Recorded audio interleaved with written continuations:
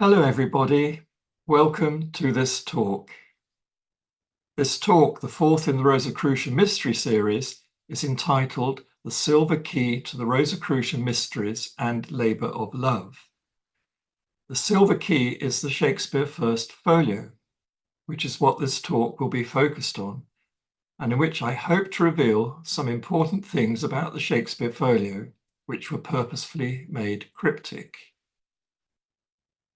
2023 is the 400th anniversary of the publication in 1623 of the Shakespeare First Folio of Plays, the folio titled Mr William Shakespeares Comedies, Histories and Tragedies. It is also the 400th anniversary of the publication of Francis Bacon's De Dignitate et Augmentis Scientiarum, a much expanded Latin version of his original Of the Proficience and Advancement of Learning, Divine and Human, that was published in English in 1605. In part 2 of this Rosicrucian Mystery series, titled The Twin Rosicrucian Publications, Keys to the Rosicrucian Mysteries, I dealt with why these two publications twin each other, why they were published in 1623, and why they are integral to the whole Rosicrucian work, acting as lights to guide our way. And in part 3 of this Rosicrucian Mystery series, the Golden Key to the Rosicrucian Mysteries and Labour of Love, I focused on the De Dignitate et Augmentis Scientiarum, which, as I said, twins the 1623 Shakespeare First Folio. In this talk, which forms part 4 of the Rosicrucian Mystery series, I will be focusing on the Shakespeare First Folio, titled Mr William Shakespeares Comedies, Histories and Tragedies, which is a unique collection of the Shakespeare plays disposed into 3 groups or categories. At this point, I'm going to share my screen.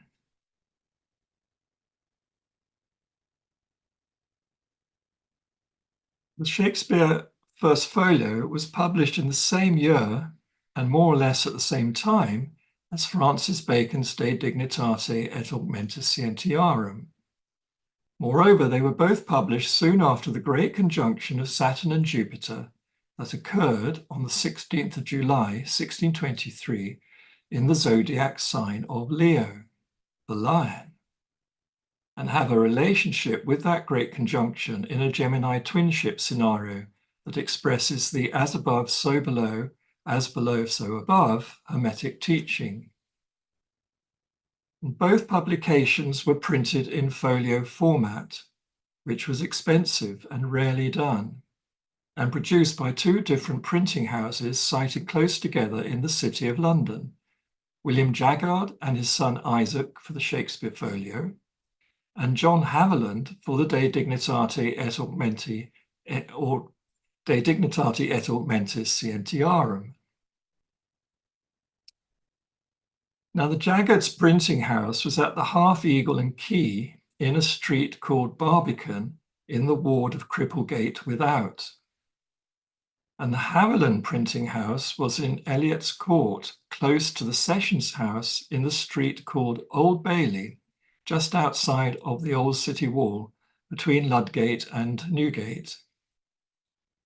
And not only did Francis Bacon know both printers well, but both of these printing houses were near to Gray's Inn, where the Bacon chambers were located. It is also important to note that Ben Jonson was involved in both publications, helping to edit the Shakespeare Folio and helping to translate Francis Bacon's much augmented Advancement of Learning into Latin. And Ben Jonson was one of Bacon's good pens. As both publications also bear the signature of the Rosicrucians, the publishing of them together was clearly done deliberately, thereby making them appear as twins together, which is the ancient wisdom Gemini theme, the key to all mysteries.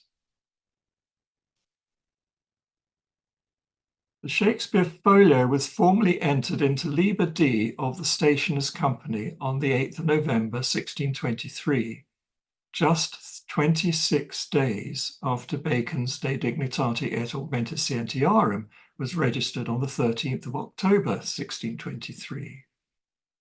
And 26, the number of days between each registration, is an important number, as I shall explain later, and was clearly intentional as it links the two folios in an extremely meaningful way.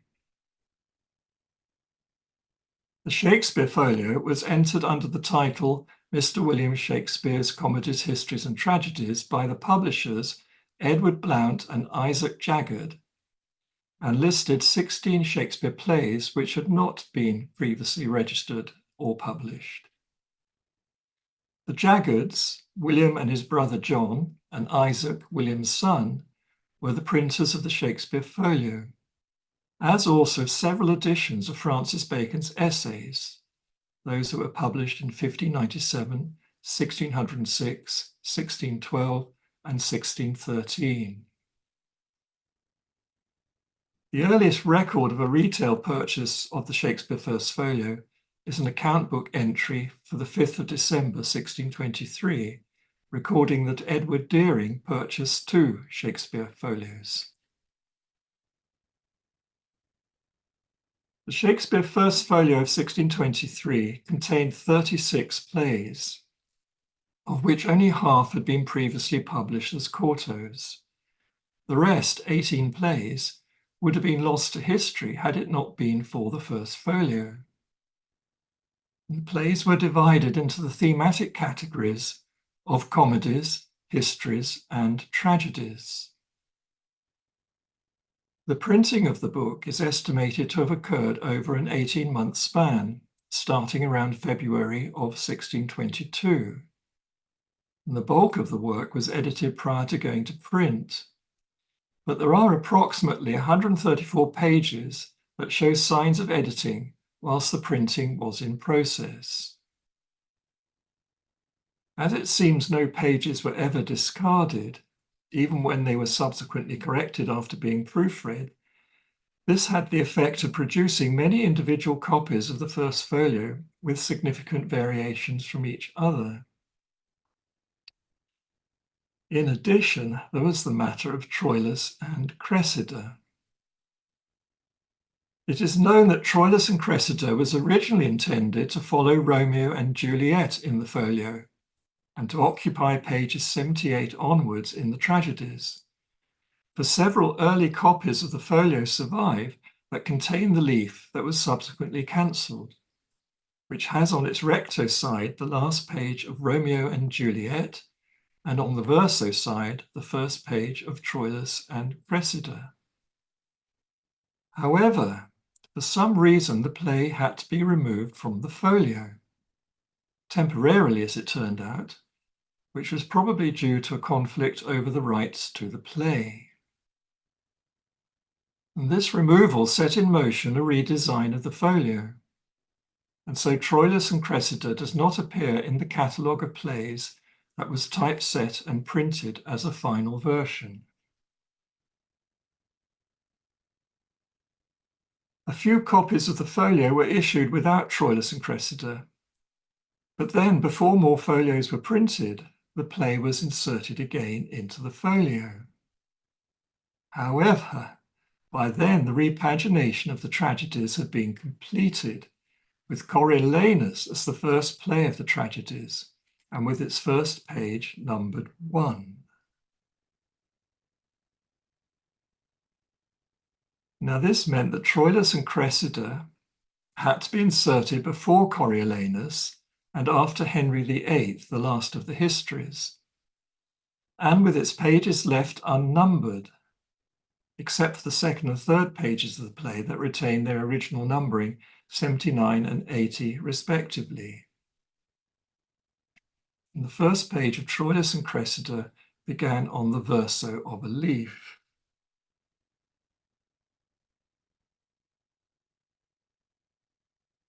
So, a prologue to Troilus and Cressida was specially written and printed on the recto of the leaf, so as to start the tragedies in the right way. So in this way, the prologue of Troilus and Cressida, printed on the recto or right-hand page of the open folio book, faced last page of Henry VIII, printed on the verso or left-hand page, which was the final page of the Histories. And the reason why the prologue had to be inserted was because the folio was designed so that all three categories of plays, the comedies, histories, and tragedies, begin with the first page of their first play printed on the recto of a leaf.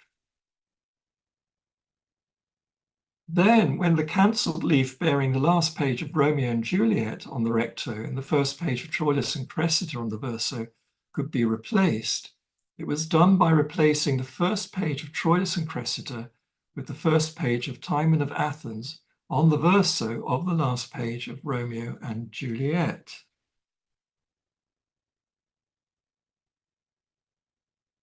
However, here the pagination went askew. With the last page of Romeo and Juliet printed with the number 79 on it instead of 77, which it should have been,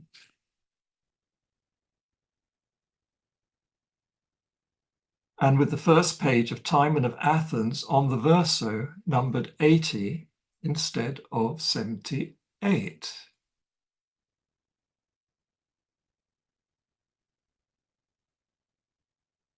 Then the pagination of the next two pages of Timon of Athens carry on the mispagination, being numbered 81 and 82. And only on the play's fourth page does it revert to the more correct number 81. Then follow 15 pages to the end of the play. And Timon of Athens ends with its last page printed on the verso of a leaf and numbered 98, and is immediately followed by an unnumbered page printed on the recto of a leaf with a list of the characters and their roles in Timon of Athens and labeled the actors' names.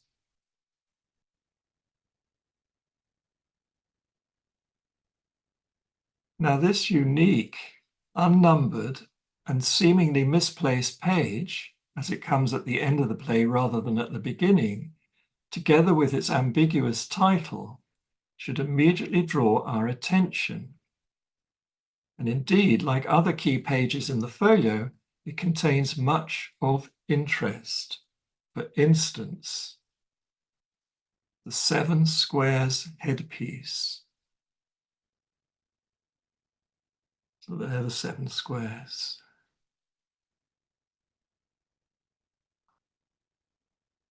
The square is the emblem of a Freemasonic master who rules by the square. And the square is symbolic of morality and integrity. And 7 squares indicate the Grand Master, not just of Freemasonry, but also of Rosicrucianism. Then there's the 3-line title, the actors' names, wherein actors is in very large capital letters, the is in smaller capital letters, and names is in relatively tiny capital letters.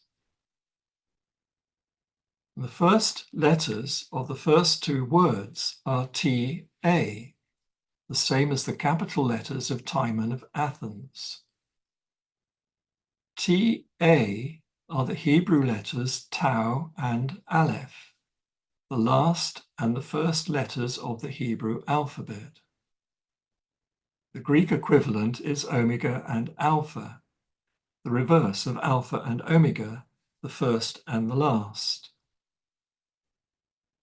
Aleph Tau in Hebrew, or Alpha Omega in Greek, represent the whole alphabet, which is a synonym for the Word of God. Then there's the 2-column list of actors' names, which are in fact the names of the roles which the actors play in Timon of Athens, rather than the names of the actors per se. And each column is carefully composed of 13 lines, 26 in total. Now 26 is the sacred number or gematria of JHVH, the four-lettered tetragrammaton, Yod, He, Vav, He in Hebrew, pronounced Jehovah and meaning I am who I am, or I will be what I will be. And to give a gentle reminder, the Shakespeare First Folio was registered 26 days after the registration of De Dignitate et Augmentis Scientiarum, thereby cryptically indicating their special and intended link. Then there's the historiated capital letter T that's decorated with 8 roses around it. The capital letter T is of special significance to Freemasons and Rosicrucians. For instance, it signifies the Hebrew letter tau, which is equivalent to the Greek omega.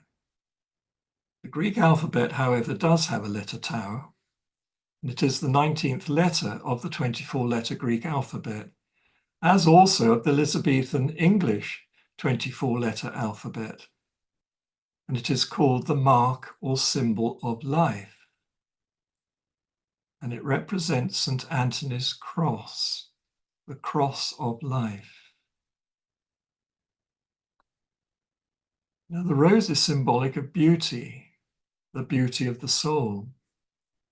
And the fact that there are 8 roses around the T references the figure 8, which, as the cosmic lemniscate, symbolizes the Holy Spirit and eternal life.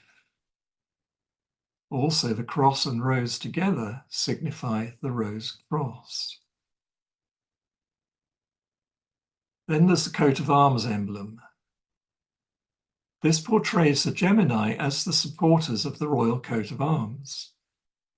The Gemini are depicted Cupid-like as the heavenly twins, and their wings are a sign of illumination and immortality. And that they are children signifies that they are in heaven, whilst their nakedness signifies their innocence or purity. Moreover, the Gemini as heavenly twins signify the authorship of the Shakespeare Folio, as I hope to make clearer as this talk progresses. The verso of the actors' names page is left blank, and the first page of the Tragedy of Julius Caesar is printed on the recto of the next leaf and numbered 109.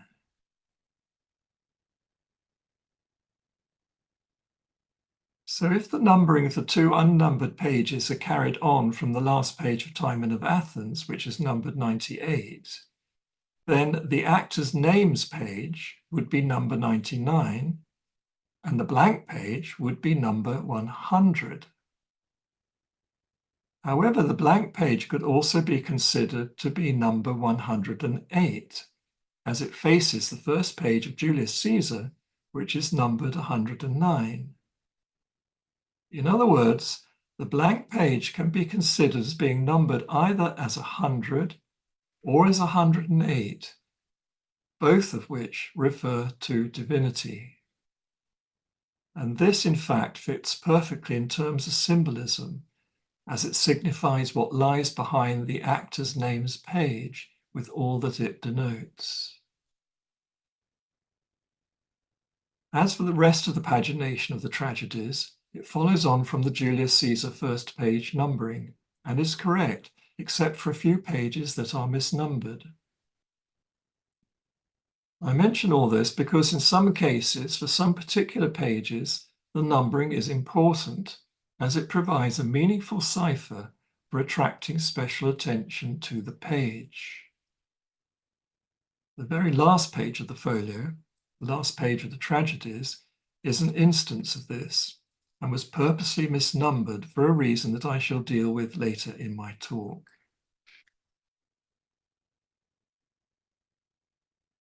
In part 2 of the Rosicrucian Mystery series, the twin Rosicrucian publications, Keys to the Rosicrucian Mysteries, I not only pointed out how the 1623 Shakespeare Folio is twinned with Francis Bacon's 1623 De Dignitate et Augmentis Scientiarum, But I also explain how, in terms of the Great Instauration, Bacon's De Dignitate et Augmentis Scientiarum represents the first day of creation when universal light was created, whilst the Shakespeare First Folio represents the fourth day of creation when the individual lights in the firmament of heaven were created. These 2 days of creation and their lights twin each other.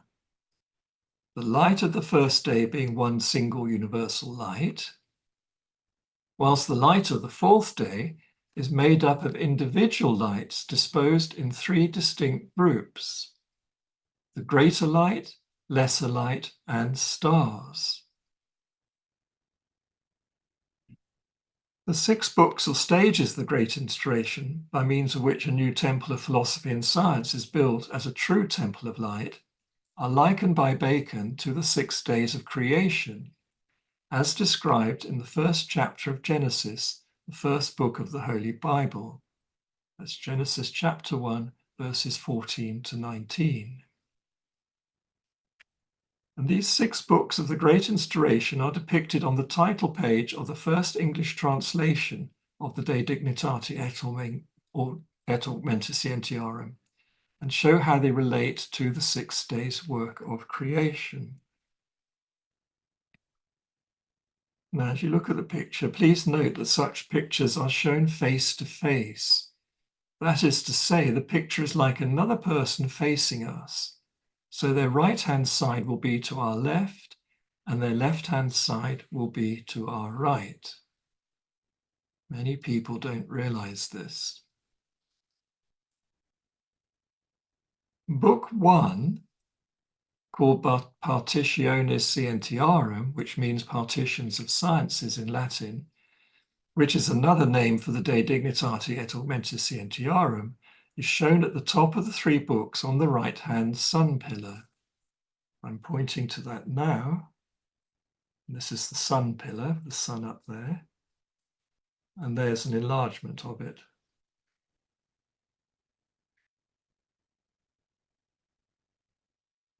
And these 3 books on the right-hand sun pillar signify days 1, 2, and 3 of the 6 days of creation. Hence, the De Dignitate et Augmentis Scientiarum represents the first day when universal light was created. Then Book 4, Scala Intellectualis, meaning intellectual ladder, which refers to poetry, by means of which the Temple of Science is built, and which the Shakespeare Folio of Plays is the prime example, is shown at the top of the 3 books on the left-hand moon pillar. There's the moon pillar, where's the moon? And there's the Scala Intellectualis. Shakespeare Folio, and there's it in enlargement.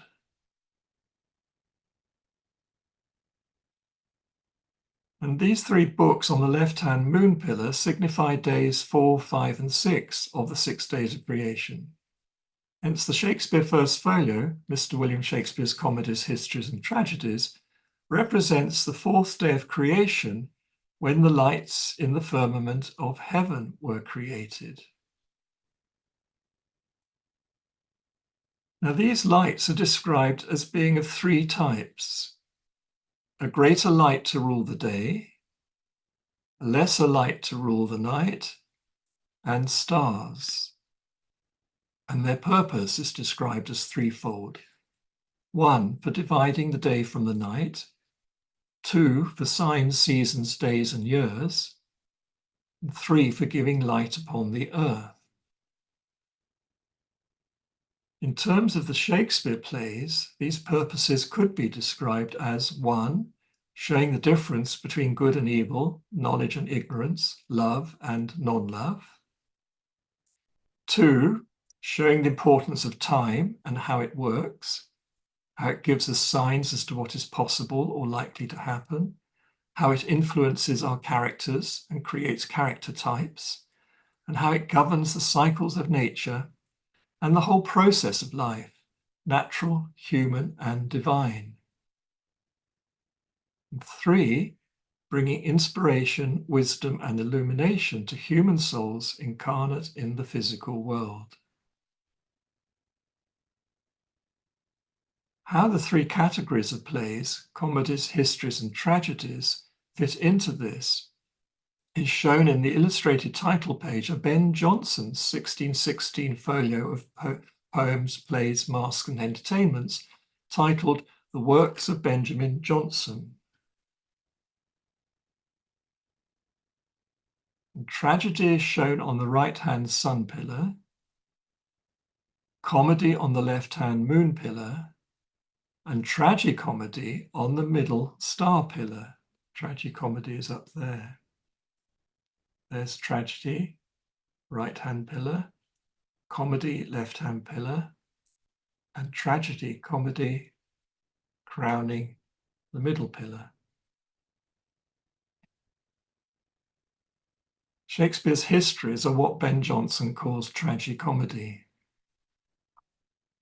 Ben Jonson was one of Bacon's good pens who helped with the editing of the Shakespeare Folio and the translation into Latin of Bacon's De Dignitate et Augmentis Scientiarum. I spoke more fully about Jonson's role and this title page in my second talk in the Rosicrucian Mystery series, titled The Twin Rosicrucian Publications, Keys to the Rosicrucian Mysteries.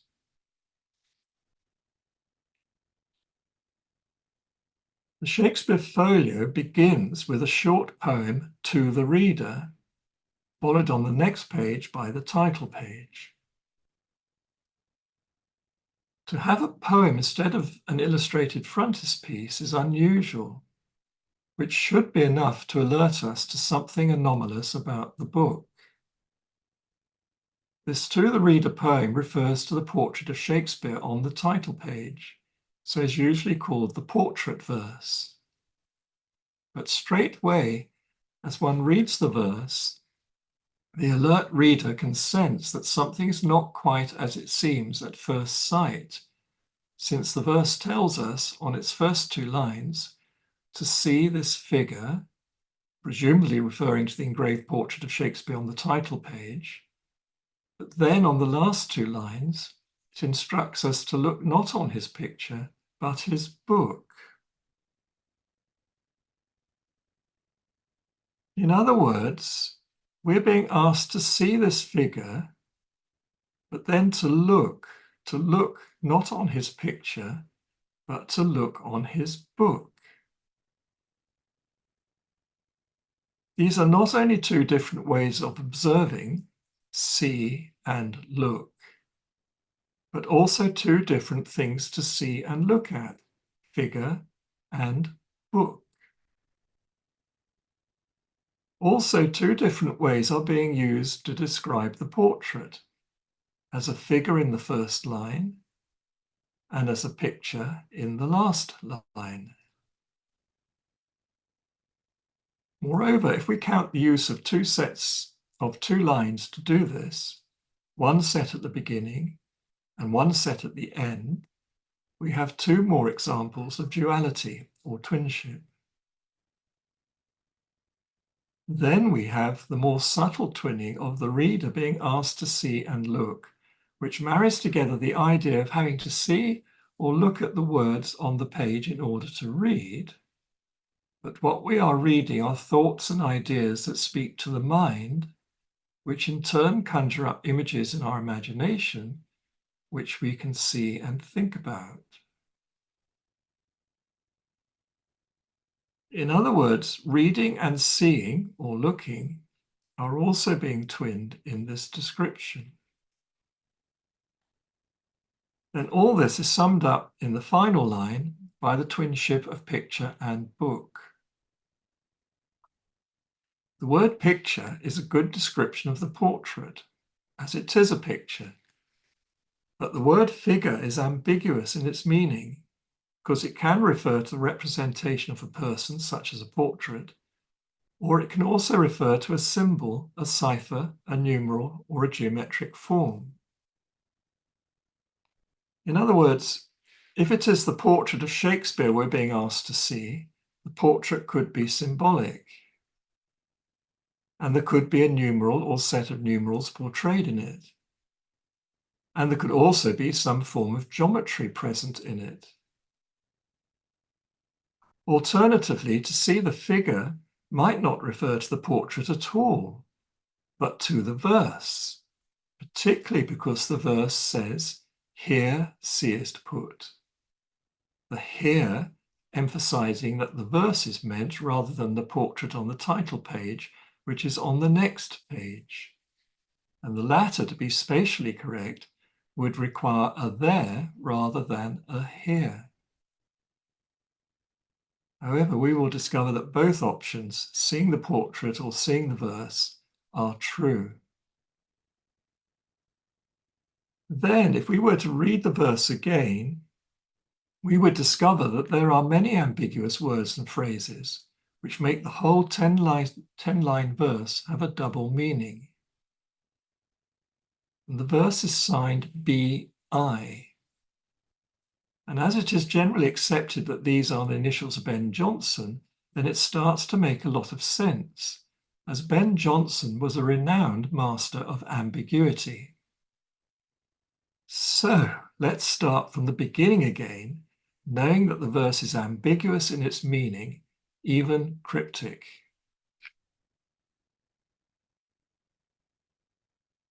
First and foremost, the very first word of the verse's address to the reader is to, T-O.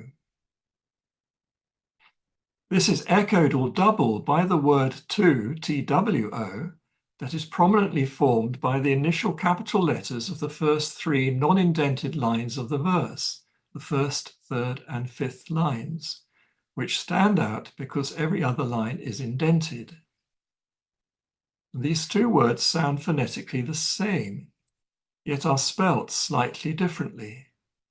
The first one being made up of two letters that form a preposition, suggesting motion, whilst the second one has an additional letter, W, and forms a noun that describes a number. Moreover, the two-letter word is horizontal, whilst the three-letter word is vertical. These two words and their meanings refer to what is known in tradition as the double truth. For instance, the double truth refers to motion and form. Motion or movement is energy, which is the life force. Form is the form that the life force takes. And the one cannot exist without the other. And the two together constitute the living forms of nature and the single living form of the universe itself. And these two, motion and form, are symbolized traditionally as male and female. And they're referred to in the very first sentence of Genesis, first book of the Torah and Holy Bible, as Elohim, nowadays pronounced Elohim. It's a Hebrew word which has been translated into English as God. However, Elohim, or Elohim, is a plural word referring to Al, the Divine Father, and Allah, the Divine Mother, united together as one and containing the all. And from ancient times, Elohim has been represented by the double A, AA, cipher. And this has been the primary signature of the mystery schools since classical times, although mostly kept concealed or cryptic. And it probably existed in some form or other in even earlier times than this. The single A as a symbol of creation certainly existed in ancient Egypt, but in the hieroglyphic form of a hand plough. It also existed in the form of the head of a bull with its two horns. When shown on its side, it becomes the Greek alpha. When inverted, it becomes the letter A. The double A cipher was first used in a headpiece printed in a book that was made specially for Francis Bacon when he went to France in 1576. This headpiece specifically shows the Gemini, which means twins, as being associated with the double A, the AA. and this is of primary importance. Francis Bacon's 1576 AA headpiece next appeared in De Rep Anglorum Instauranda by Thomas Challoner, published in London by Thomas Vertrolier in 1579, the very year when Bacon returned home to England.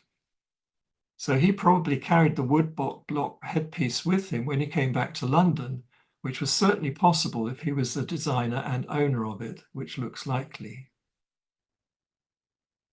AA headpieces became used thereafter in publications associated with the Rosicrucians. Notably, 3 different versions of the AA headpiece were used in the Shakespeare works, where in each of the 3 types of poetry, the poems, sonnets, and plays, had their own particular AA headpiece. So the poems is the AA headpiece at the top of this image, sonnets AA headpiece in the middle, and the folio of plays headpiece at the bottom.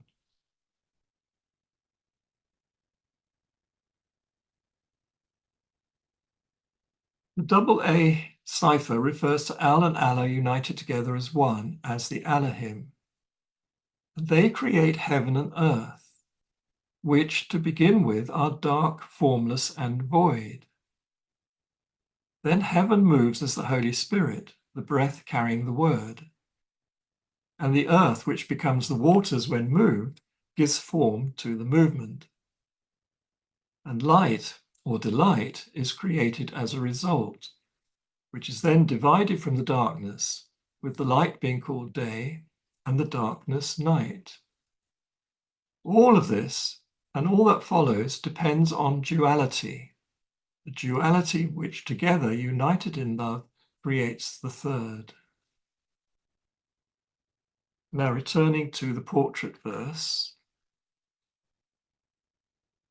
the number of letters in each of the 2 words, to, T-O, and to, T-W-O, of the portrait verse, the first 2 having 2 letters and the second 2 having 3 letters, are clearly designed to illustrate this truth. The 3-letter word to, which is a number or cipher, refers to the second letter of the alphabet, the letter B, which in the Hebrew alphabet is the letter Beth, a letter whose symbol is a house.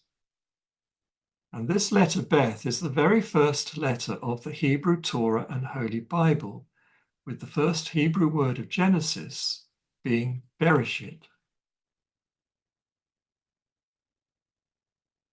Bereshit means in the beginning of the beginning, which is always beginning. In other words, there's no ending. And this refers to not just the beginning of anything, but also to creative movement or energy. Then the second Hebrew word is bara, meaning created.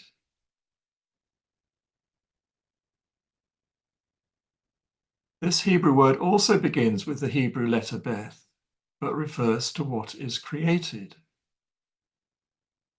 This then provides 2 letter B's as the first letters of the first two words. As the letter B is the second letter of the alphabet, its simple cipher number is 2. But as it is used as the first letter of 2 different words, one following the other, with the first word signifying creative force and the second letter signifying created form, it distinguishes between their uses. Moreover, it describes what the Greeks called the Alpha and Omega, referred to by Francis Bacon as the truth of being and the truth of knowing. So subtly, the Shakespeare Folio begins in the same way as the Holy Bible, by displaying first the 2-lettered word to horizontally, and then secondly the 3-lettered word to printed vertically. The 2-lettered word to neatly signifies being, whilst the 3-lettered word to signifies knowledge of that being. In other words, the extra letter W represents the knowledge. This cryptic linking of the Shakespeare Folio with the Holy Bible is clearly important. It equates with Francis Bacon's project, which requires both divinity and philosophy to be used together. Divinity being the wisdom that is inspired into human hearts and recorded in books of wisdom, and philosophy, when developed into a science, being the knowledge of that wisdom. The next thing of note is that the first letter of the verse's address to the reader is a capital T. And the first letter of the first line of the verse is also a capital T. This gives two capital T's in the two primary positions of the whole verse. It is also to be found in the capital letters of the two-word title of the first play in the folio, The Tempest, which traditionally is also known as the last Shakespeare play.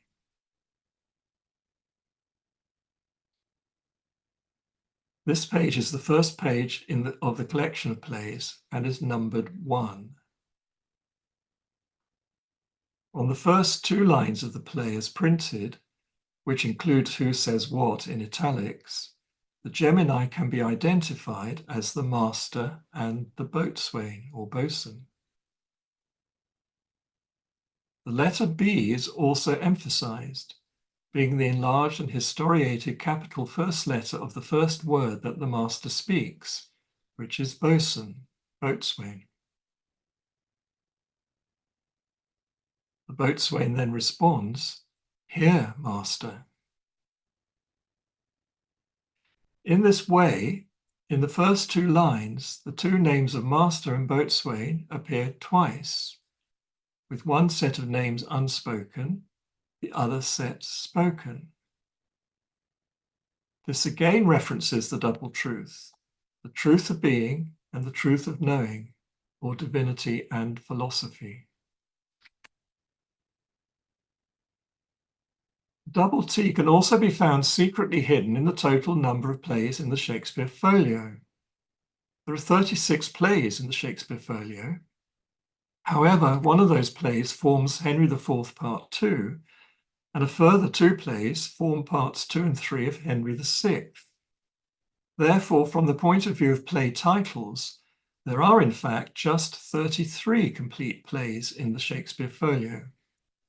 And 33, spelt as two words hyphenated, 33, renders TT in capital letter cipher. And the double T, TT, is the signature of the 33rd degree, the highest degree of initiation in the 33-degree system of Freemasonry and Rosicrucianism. And in Kabbalah, 33 is referred to as going beyond. This is because it takes 32 stages to climb the tree of life, which is composed of 10 Sephiroth and 22 paths that link them. And 33 denotes going beyond the tree into the heart of God, the Elohim. In this way, the double T is associated with the double A signature, the latter representing the Elohim, who are Al and Allah, the Divine Father and Mother, in their unity of love. The two letters A and T signify Aleph and Tau, the first and last letters of the Hebrew alphabet, and they're equivalent to Alpha and Omega in the Greek alphabet. To go beyond and to become one with the heart of God is to become the Alpha and Omega, the Lord of the 33rd degree of initiation. As it says in the book of Revelation, chapter 1, verse 8, "I am the Alpha and Omega, the beginning and the ending, saith the Lord, which is and which was and which is to come, the Almighty." This is the double truth, which Francis Bacon refers to as the truth of being and the truth of knowing. In other words, TT is AA, but with knowledge of AA. And such knowing is self-knowledge. This truth or double truth has been known by the sages for many ages. For instance, according to both the Roman philosopher Pliny the Elder and the Greek geographer Pausanias, know thyself was a Delphic maxim inscribed in golden letters in the pronaos, that's the forecourt, of the temple of Apollo at Delphi. And according to the French Egyptologist Schwaller de Lubitsch, the maxim was also inscribed in the inner temple of the Temple of Amun at Luxor. Both the TT and the AA can be found in the Shakespeare works, the former placed in key positions in the text, the latter contained in headpieces. And all of this, the two twos, TWO, 2 and T and 2TO, the double T, the letter B, are also to be found on the title page of the two books of Francis Bacon of the Proficience and Advancement of Learning, Divine and Human, published in 1605.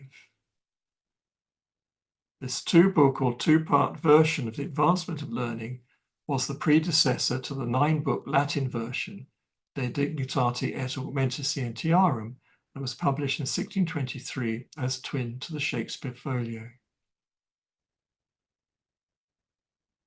The idea of twinship and of alpha and omega occurs again in terms of the beginning and the ending of the Shakespeare Folio portrait verse. Portrait verse begins with the TT symbolism of the double truth, and it ends with another double truth symbol, the BI. Besides being the initials of Ben Jonson, the initials BI are also those of Boaz and Yakin, Hebrew names of the twin great pillars that stood on either side of the entrance to Solomon's temple. Associated the portrait verse with the great pillars signifies that the portrait verse is synonymous to the entrance to Solomon's temple, wherein the mysteries are performed. Mysteries are sacred dramas wherein truth is brought to light or realized. Inside the temple of the Shakespeare Folio, the Shakespeare plays are the sacred dramas, the mysteries. And sacred drama is exactly the sort of poetry that Francis Bacon refers to in his scheme of the Great Instauration, the poetry that will build the pyramid of philosophy, or active science as he calls it, temple of light in the human mind. And the twin great pillars of Solomon's temple, or of any similar temple, including the Kabbalistic tree of life, are associated symbolically with the Gemini of classical myth. As I said, Gemini is a Latin word meaning twins. The Gemini brothers can be seen crowning the twin great pillars of the Shakespeare monument in Holy Trinity Church, Stratford-upon-Avon. And the astrological glyph of the Gemini zodiac sign is derived from the symbolism of the twin great pillars linked together with a lintel and threshold. So there's the pillars, twin pillars. There the Gemini twins. There's the lintel. There's the threshold. And that's the Gemini glyph.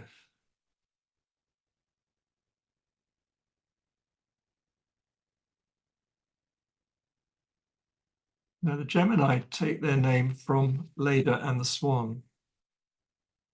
According to the classical myth of Leda and the Swan, there are actually two pairs of twins, one pair immortal, the other pair mortal, and with each pair consisting of a brother and sister, as can be seen in this painting by Vinci Sesto. As children of Leda and the Swan and born from swan eggs, they are known as swans.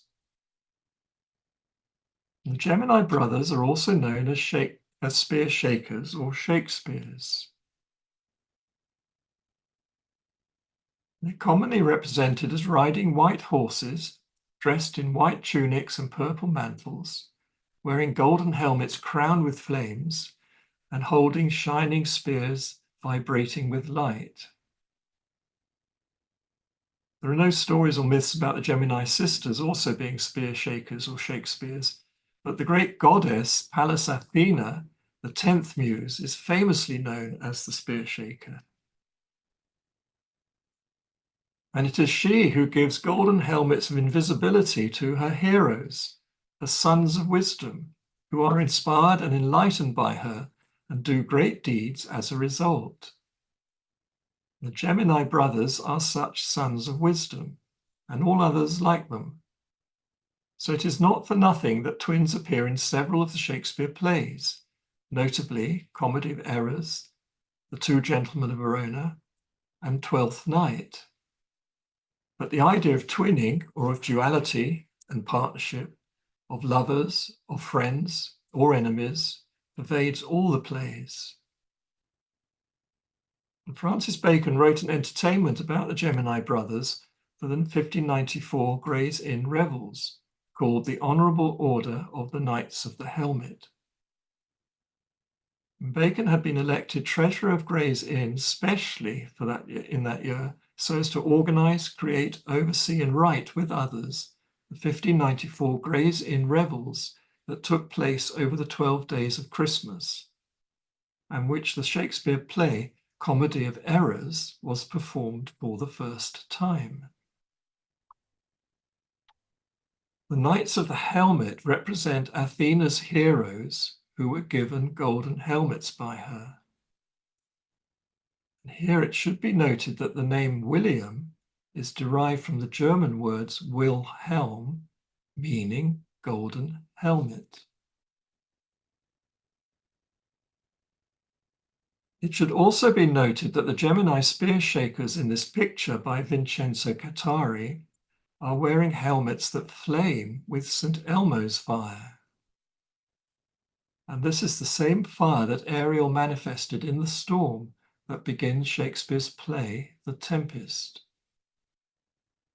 The Gemini was said to have power over the wind and waves, and so they are considered to be the special protectors and guiding stars of seamen and all travellers by sea. And they are renowned as saviour gods who are light bringers, able to restore sight to those who are blind. They are protectors of hospitality, arriving in cities in order to test what sort of welcome the inhabitants would give to strangers. And they were the patrons of the Roman equites. Equites means knights. An equites legionis, i.e. a legion's cavalry unit, was normally commanded by a centurion, a high-ranking equites or knight who rode horseback and carried a lance. And later the Knights Templar adopted the Gemini as their symbol, as two knights riding on one horse and bearing lances.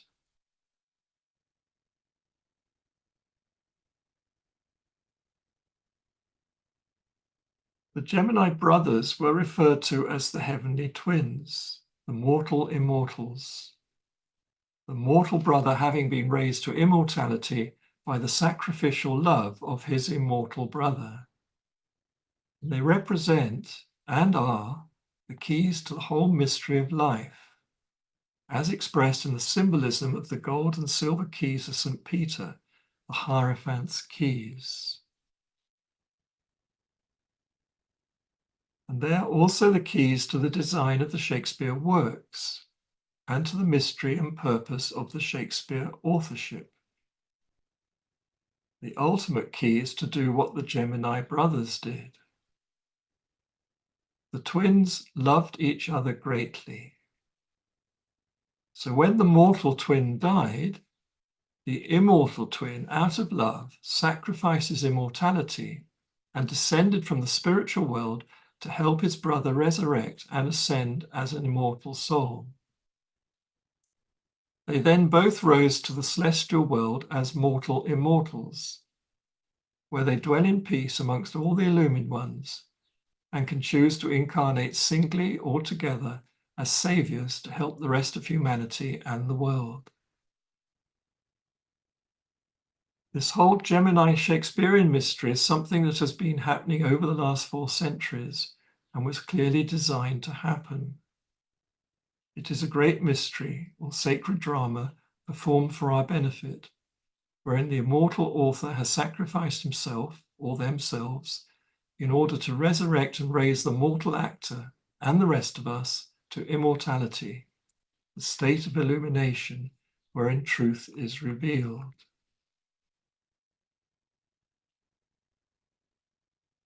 The 3 types of Gemini headpiece on the 3 types of Shakespeare works, the poems, sonnets, and plays, denote the 3 worlds of existence that the Gemini demonstrate how to work with.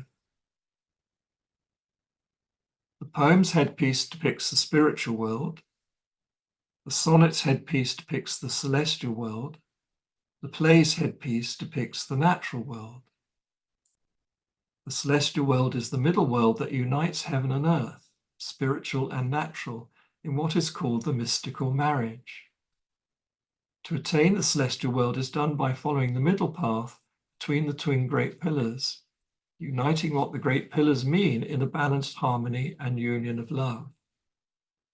For this reason, mediocria firma, meaning the middle path is firm or sure, was the heraldic motto chosen by Sir Nicholas Bacon, Lord Keeper of the Great Seal of England, when he was granted a coat of arms in 1568, and which then became the motto of his sons, the Bacon brothers, Anthony and Francis, who worked together like the Gemini.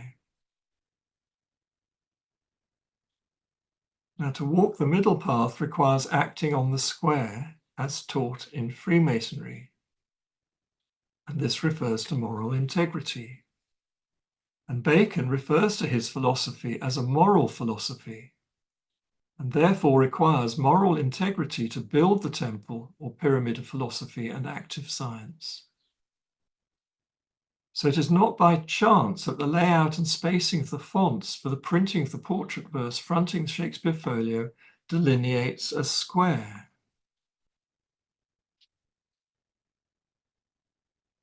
This has been cleverly done by inserting a double space after the word face and before the semicolon in the 7th line. I'm pointing to it now.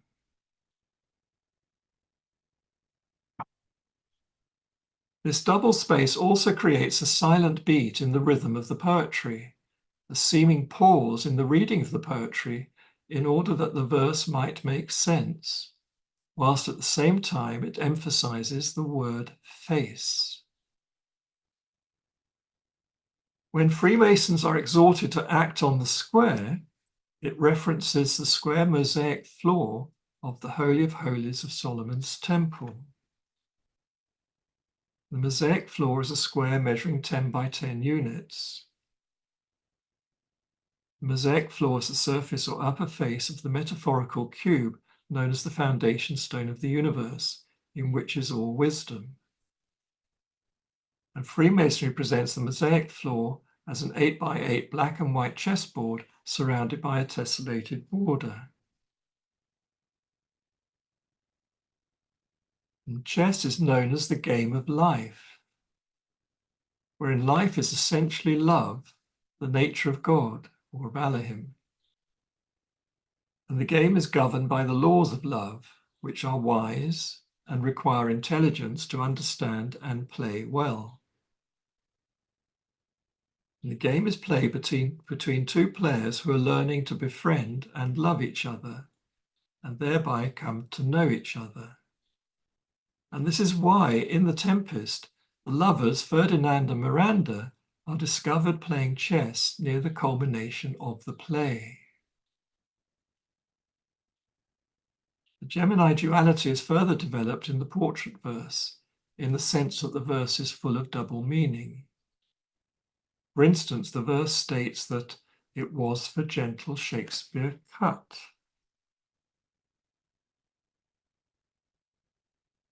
And the word gentle is ambiguous in meaning. On the one hand, it could be a description of Shakespeare as being kind, amiable, peaceful.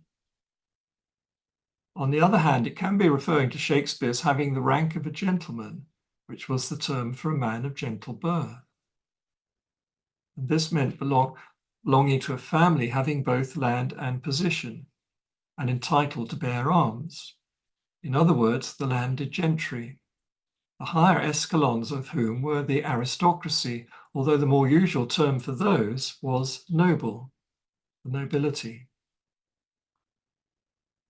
Gentleman was also the complementary designation of a member of certain societies or professions, such as the gentlemen lawyers of the Inns of Court, and of certain privileged students of the two universities, Oxford and Cambridge, who were known as gentlemen commoners.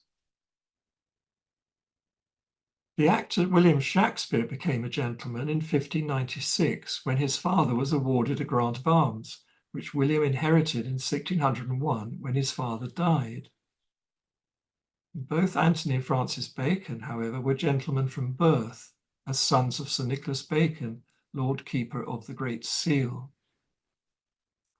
And they were close friends, like the Gemini, and entered Trinity College, Cambridge University as gentlemen commoners, then afterwards became gentlemen lawyers of Gray's Inn. After Antony's death in 1601, followed by the death of Queen Elizabeth I and accession to the English throne of James VI of Scotland, Francis Bacon became a knight, then eventually Lord Keeper and Lord Chancellor, with the titles Baron Verulam of Verulam and Viscount St Alban. The unique title Verulam of Verulam means spear shaker of Verulam, wherein the first Verulam describes the Baron, who's Francis Bacon, and the second Verulam, with the of before it, refers to Verulamium, the Roman city, over the ruins of which stretched Gorhambury, the family home and estate of the Bacon brothers. And Gorhambury and Verulamium lie adjacent to the town of St Albans. The portrait verse then goes on to state that the graver, that's the engraver, had a strife with nature to outdo the life. Taking the word outdo in its more common meaning as surpass or excel, the passage is unintelligible, for no graver can do more than imitate and represent the life of his subject. No one can surpass it. However, in its older and more literal meaning, outdo means to erase or efface. In other words, Ben Jonson, or whoever wrote the verse, is telling us that the engraver tried very hard to do out or do away with the life of Shakespeare, a comment which the rather lifeless face of the portrait seems to confirm. Another word in the verse that has a double meaning is hit. In the sentence, "Oh, could he but have drawn his wit as well in brass as he hath hit his face." Besides meaning to accord with exactly, the word hit also means hidden, concealed. Taken in this latter sense of hiding Shakespeare's face, it goes well with the previous lines and tells us that the artist engraved a lifeless face as a mask to hide the author's face, which is exactly what the actual portrait of Shakespeare on the title page appears to be. The portrait verse, therefore, can be alternatively read in this way. To the reader, this figure that thou here seest put, it was for gentle Shakespeare cut, wherein the graver had a strife with nature to erase the life. Oh, could he but have drawn his wit as well in brass as he hath hid his face, the print would then surpass all that was ever writ in brass. But since he cannot, reader, look not on his picture, but his book. Signed B.I. Let's now look at the title page.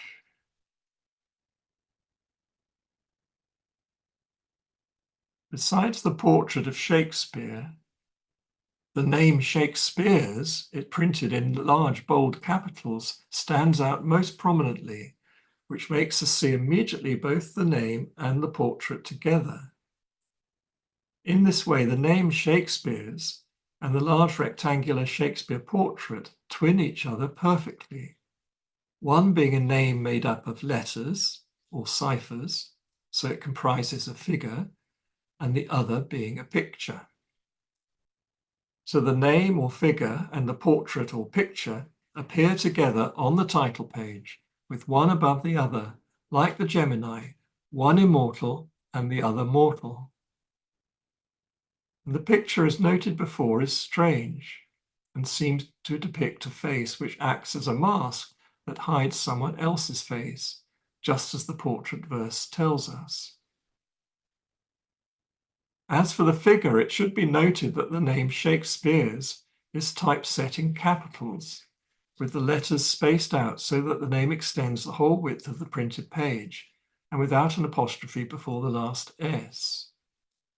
And this leaves the reader to decide whether it refers to one particular author or to more than one author. In fact, that there were two authors, two poets, is stated openly in Sonnet 83 of Shakespeare's sonnets, which ends with the words, "There lives more life in one of your fair eyes than both your poets can in praise devise." The title of Shakespeare's sonnets, as printed on the title page, also uses the plural form of the name. But this time the name is hyphenated, suggesting it is a pseudonym as well as being plural. The plural hyphenated name, Shakespeare's, is made to stand out in large capitals stretching from one side of the page to the other, and separated from the word sonnets by a far larger space than normal for a title, and making the word sonnets stand out on its own on the page. Then, immediately above the name Shakespeare's, is a headpiece depicting the Gemini brothers as the heavenly twins, together with two conies. A coney is a hare, crouched back to back beneath the brothers, giving a Bacchoni rebus signature. Bacchoni. Two conies back to back beneath the Gemini twins.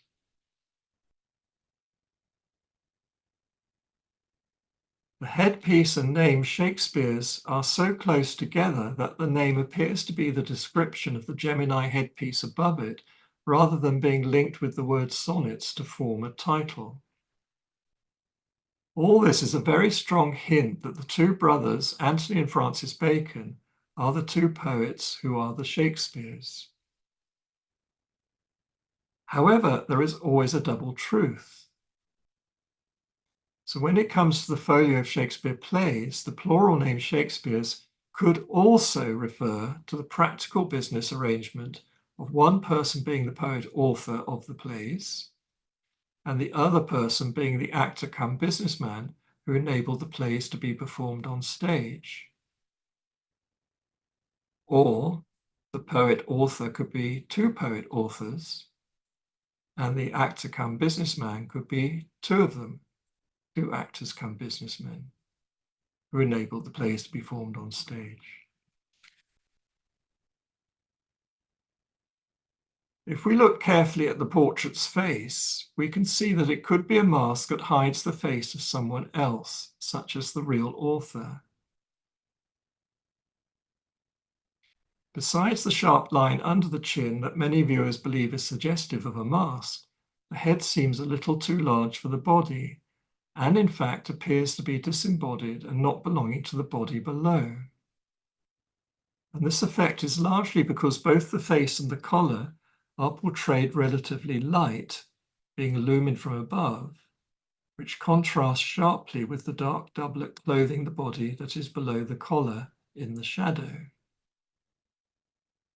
This seeming division of the head from the body is further emphasized by there being no division in the front part of the starched stand-up collar, and no tied ribbon or string that would normally hold the two sides of the collar together, which makes the collar appear more like a D-shaped plate carrying the head separate from the body.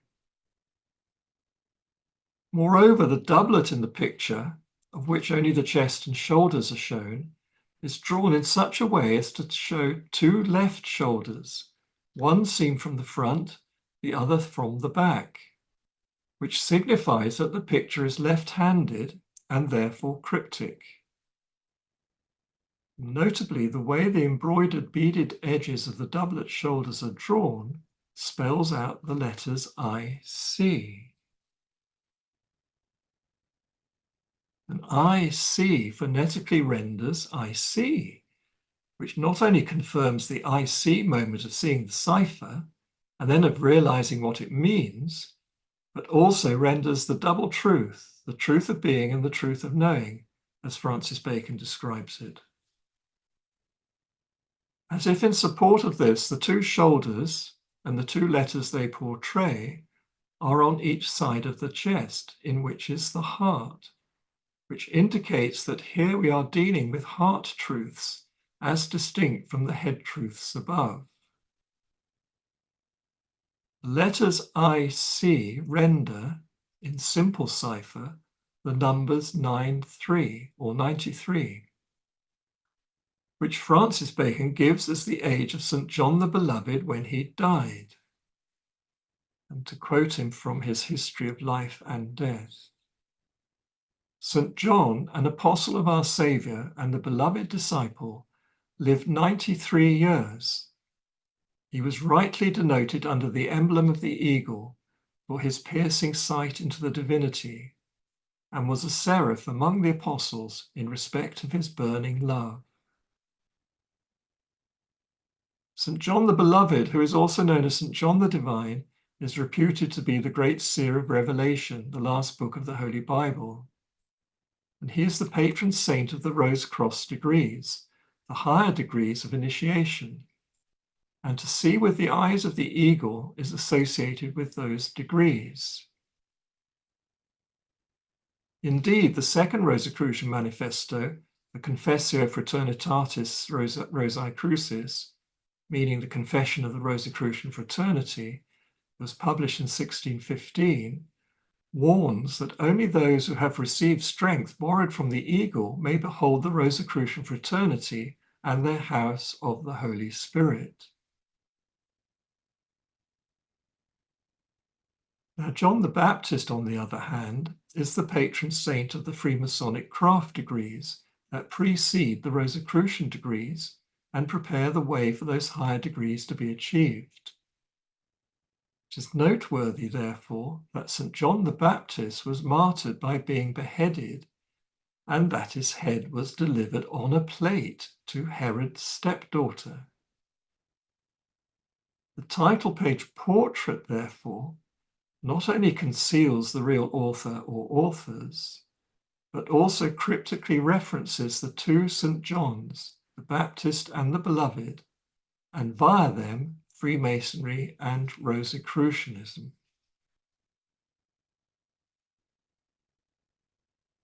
Historically, the two St. Johns acted as twins to each other, like the Gemini, standing time-wise on each side of Jesus Christ, like the twin great pillars.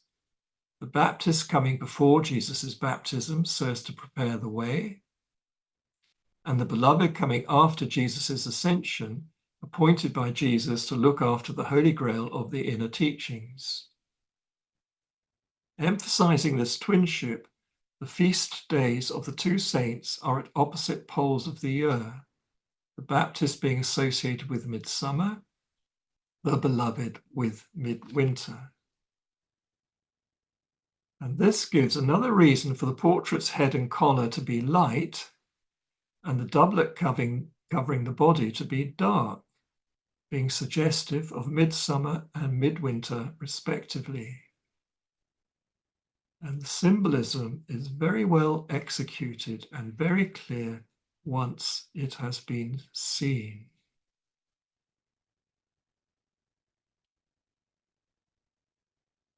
Then, if the buttoning down the middle of the doublet, which is drawn unusually straight, is taken into consideration, we have the cipher message I see. I see. And this equates with the axiom written in golden letters over the door to the pronaos of the Temple of Apollo at Delphi, the complete version of which was quoted by Pythagoras. Know thyself, and thou shalt know all the mysteries of the gods and the universe. Now let's look at the last page of the folio. IIC gives the cipher number 993 in Elizabethan simple cipher. And this is the number printed on the very last page of the Shakespeare Folio. And it is a deliberately misnumbered page and should be numbered 399.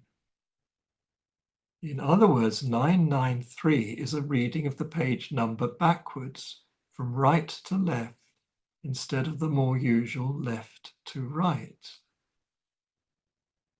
Not only does this reverse obverse numbering give a Gemini effect, but in addition, the 993 IIC makes a deliberate link with the title page, thereby giving another Gemini effect, that of Alpha and Omega, the first and the last. And these Gemini effects are double truths, truths of being and truths of knowing. Moreover, this last page of the folio is the last page of the play, The Tragedy of Cymbeline, in which the concluding revelation of the play takes place, and Britain and Rome become united in peace. Britain and Rome are here presented as twins, twins who were at war with each other, but now make friends and usher in a time of peace. This linking of Britain and Rome goes even deeper in its meaning and is associated with language. The English that the Shakespeare plays are written in, and the Latin that the De Dignitate et Augmentis Scientiarum is written in. Latin was the international language. English was the national language of the Bacon and Shakespeare time. The former is universal, the latter individual. And this references the two types of light created during the 6 days' work of creation, the universal light on the first day and the individual lights on the 4th day. And these are the Gemini, the twins.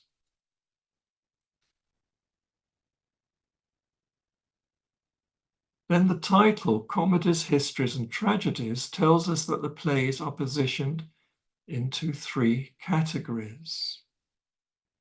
Moreover, each category has been placed deliberately on its own separate line, which is not normal practice necessarily, especially as the 3 categories could have been typeset all on one line. Comedies are on the top line, histories are on the middle line, and tragedies are on the bottom line. This 3-line arrangement shows us that the 3 categories can be equated with the 3 worlds of existence: the spiritual world, comedies, the celestial world, histories, and the natural world, tragedies. This then echoes the whole design of the Shakespeare works, revealed to us in the 3 different Gemini headpieces used in the 3 types or categories of Shakespeare poetry. Poems, the spiritual world; sonnets, the celestial world; plays, the natural world.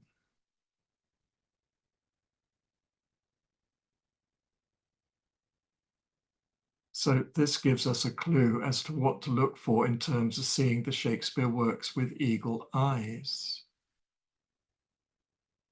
And such seeing is also known as second seeing or second sight.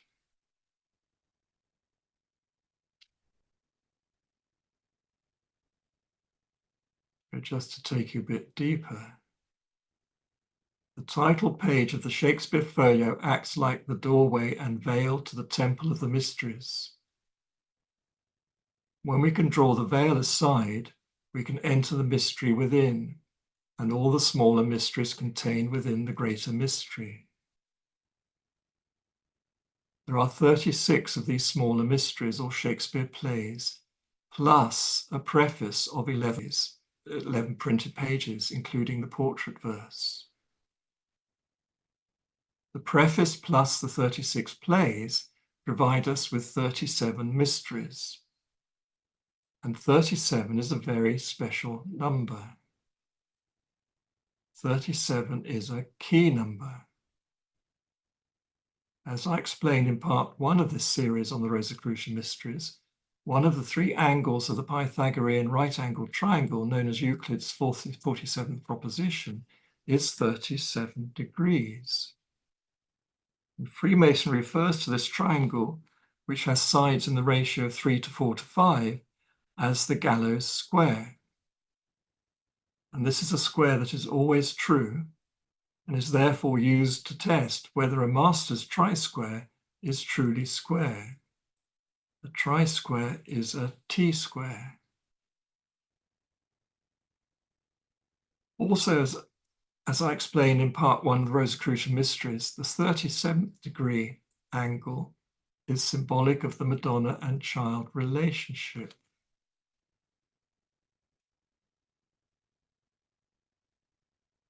The Madonna and the child.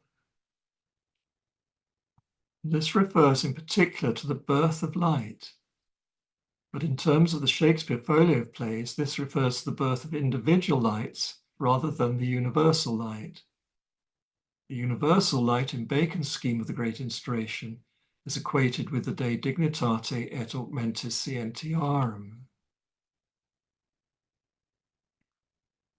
The 1623 Shakespeare Folio twins Francis Bacon's 1623 De Dignitate et Augmentis Scientiarum. So it is interesting to see that, as I explained in part 3 of the Rosicrucian Mystery series, the De Dignitate et Augmentis Scientiarum contains 38 chapters. But as the last chapter concerning inspired divinity is omitted, there are in fact 37 chapters, 37 mysteries. That is to say, for the 1623 De Dignitate et Augmentis Scientiarum, the 37 is arrived at by subtraction of 1, the chapter of inspired divinity. For the 1623 Shakespeare Folio, the 37 is arrived at by addition of 1, the preface, thereby giving 37 mysteries, the preface plus 36 plays. And this is a good representation of the Gemini, the twin Shakespeares. The immortal twin gives up his immortality and becomes mortal so as to rescue and raise his mortal twin to immortality. And the result is that they both become the immortal mortals, marrying the two in themselves and inhabiting the celestial world, the middle realm between spiritual and natural, heaven and earth. And this is the world of illumined souls. It is the Rosicrucian world or level of consciousness. What is also being pointed at is that it is inspired divinity from the immortal twin, the author, which descends to the mortal realm to rescue and raise the mortal twin, the actor, to become an immortal. Which means that we should find this inspired divinity in the preface of the Shakespeare Folio. Moreover, this preface has indeed been raising the mortal twin, the actor, to become an immortal mortal, as its wording was designed, without telling any lies, to tempt the reader into thinking that the actor is the author. And this is indeed what has happened, with the result that the actor has been immortalized as a result. But the whole thing is a play, a mystery on a grand scale, designed to help us see how each of us, as actors on the stage of the world, are being raised from mortality to immortality by the inspired wisdom or divinity buried in our hearts and in all nature. Once we can see this truth, we can then help the process to work faster and more powerfully by learning from it and from the inspired divinity or wisdom it represents, and helping others to do the same. So I'll stop sharing my screen now. And here I will end this talk. I know it is a lot to take in, but if you are interested, you will be able to look at this recording again and again and see further still, like the eagle. Thank you.